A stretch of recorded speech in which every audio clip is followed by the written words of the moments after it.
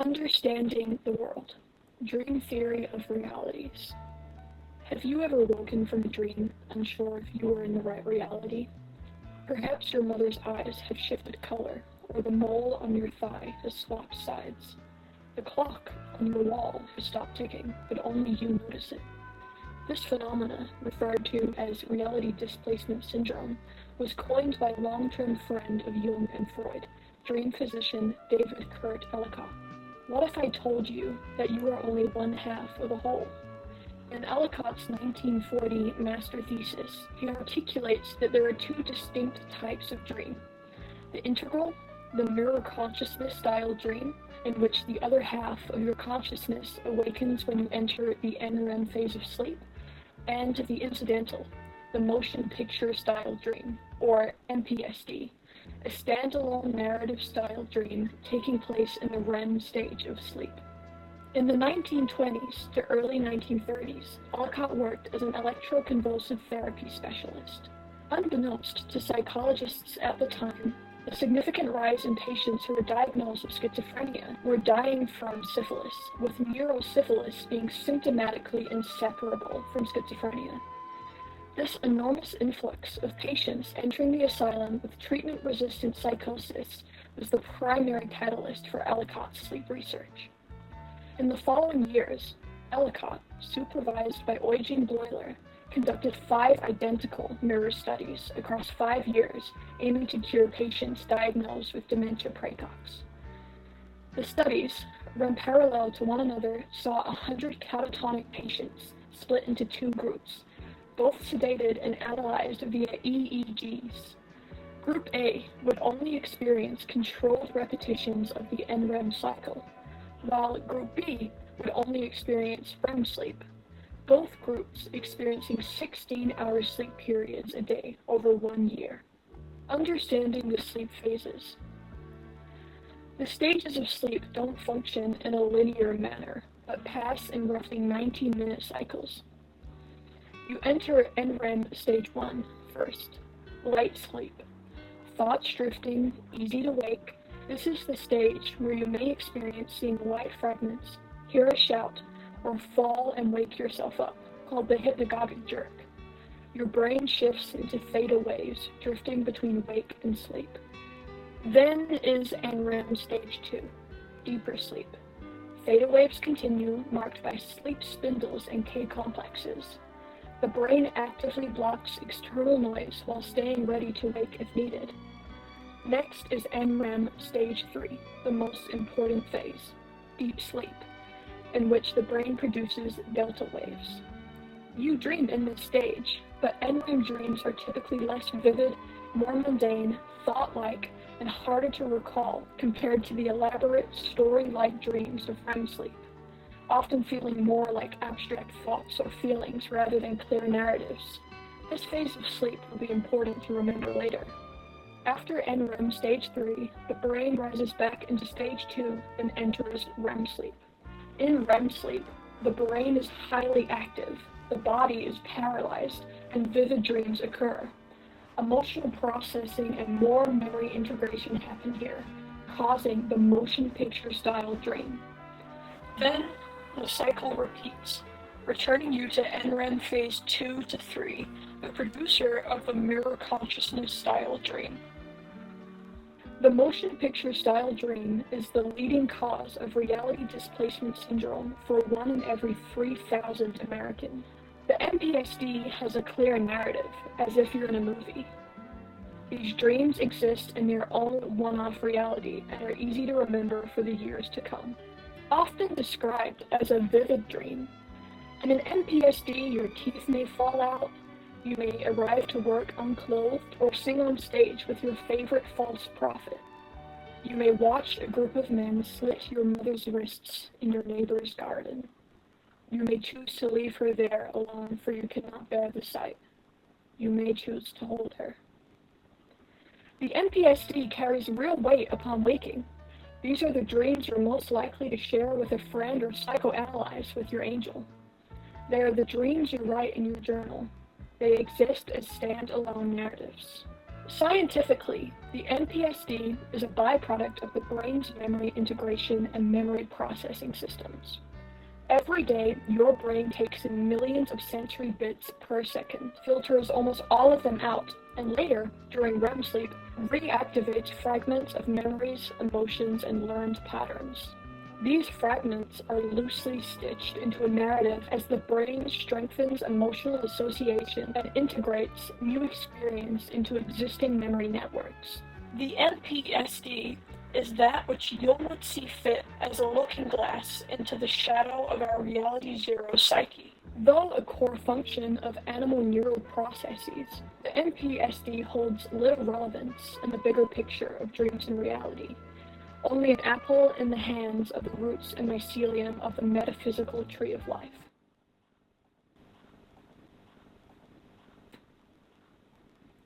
The mirror consciousness dream. While the motion picture dream is a standalone and one-off that merely serves to process information, the mirror consciousness dream is the most important subtype of dream. It is a dream you can barely remember. It is mundane and appears insignificant. It is the liminal space that exists apart from the NPSD. Occurring during the NREM phase of sleep, it is the dream you remember for about 20 seconds upon waking. It is the dream you don't bother writing down. If you do end up remembering one, it's likely you'll vaguely remember others in clusters, the same way you might think of your childhood bedroom, and around that room clusters memories you may forget should you forget the room too. Recalling these types of dreams feels like a hazy memory from another consciousness. Because of this, Ellicott theorized that a person's consciousness is split into two halves, C0 and C1, a binary code. C0 inhabits reality zero, our waking world. It is you watching this video. C1 lives in the dream world and is your dream consciousness, your other half. And when you enter a mirror consciousness style dream, your dream self, your C1, awakens. They are two mental halves of a whole being, with traces of each other traded in memory, like a yin and yang. You recall your C1's memory as if it were a dream, and your other half recalls your life as if it were their dream or fragment. It is never the wild and vibrant motion picture style dreams that we mix up with reality. It is the dreams that hold a mirror to our own lives. This is why we so frequently confuse dreams with reality or experience deja vu. My C1 self lives on the same street that I do, but the geography is different and shifting. Her street is longer and the hills have formed in different shapes. There is a water tower on our street that only she can go to, and she's revisited it in many dreams for it's so beautiful to sit upon. There is an animal park that she loves to visit, and a bird sanctuary she daydreams in often.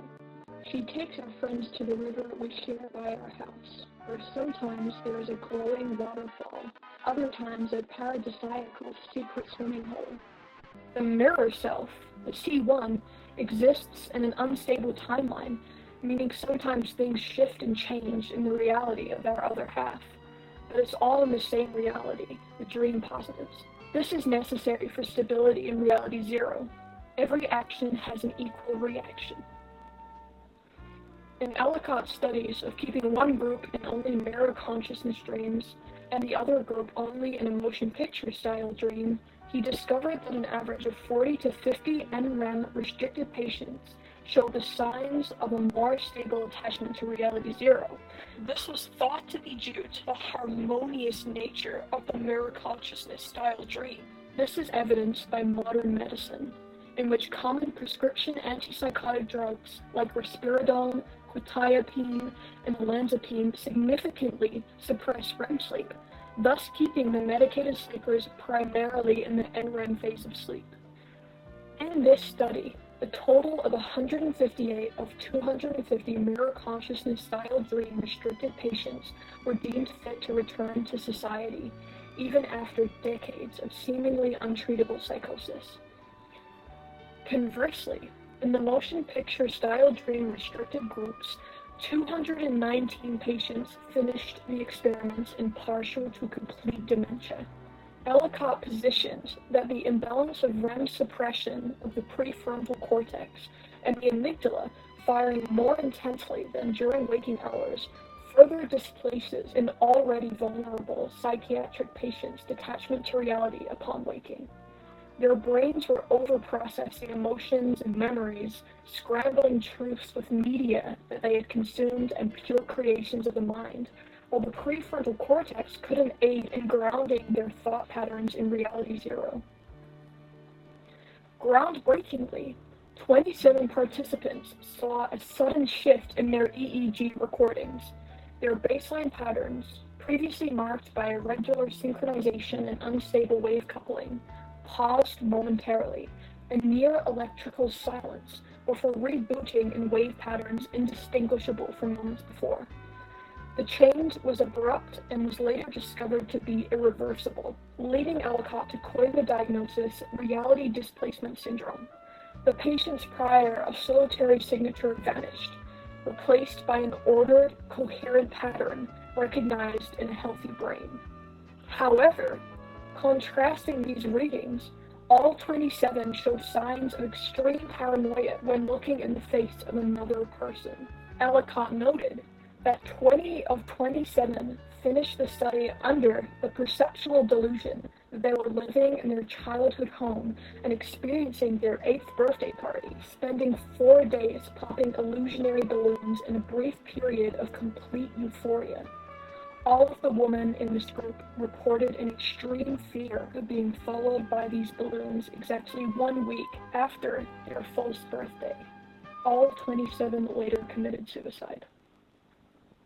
Ellicott hypothesized that because the brain activity in REM sleep resembles wakefulness so closely that executive functions are reduced, these patients' prefrontal cortex deemed that their consciousness would harmonize better with a different reality, and shifted their consciousness there, leaving behind fragments of buried memories, causing reality displacement syndrome.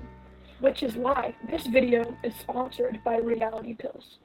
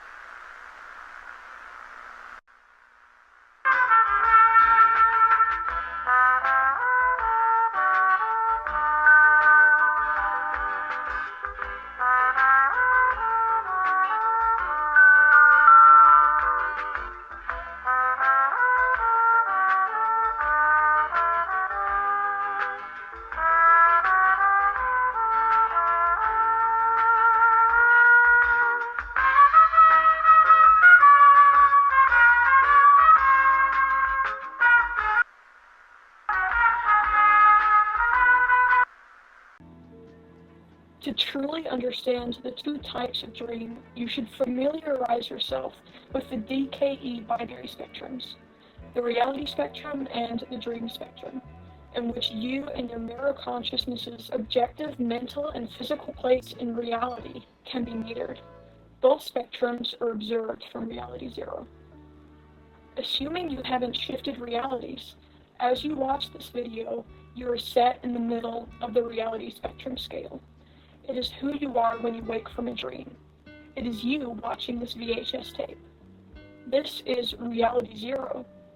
If you fall asleep and end up in a motion picture style dream, you will end up here. If you wake up in the wrong reality after an NPSD, you will end up here. The reality positives, from 1 to 10, are the motion picture dream states. The higher the number, the further away your dream is from objective reality, logic, and physics. You aren't aware that you are dreaming, and as such, it is like you are performing the role in a play because you aren't even aware you're in a play. The reality negatives represent the reality displacement syndrome disorder spectrum from -1 to -10, the affects of those who have woken in a new reality. Patients acknowledging or expressing differences to their original reality is like them refusing to play their part in the play or matrix because they know they're in the wrong play. D0, or Dream Zero, is your other half's reality zero. As a mirror to the center of the reality spectrum being the waking state, in the middle of this spectrum is your pure untethered consciousness. Their overlap is consciousness unified, the yin and yang, a complete expression of the one. The dream spectrum positives are expressions of your other half's memories of you. Your C1 is still playing their part in the play because they don't know that they're in one. They don't know about you. The dream negatives represent your C1's ability to control their reality. They don't want to say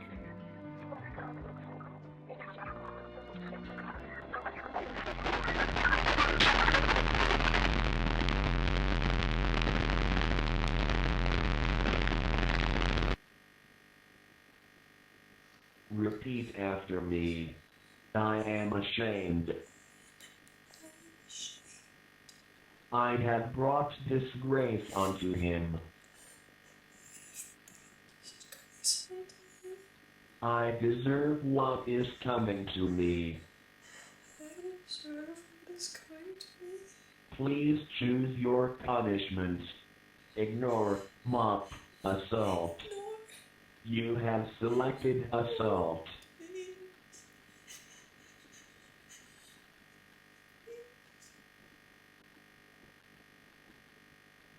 I express my thanks to Reality Pills for sponsoring this video. Their kindness and grace have granted me expression and freedom, the choice to educate.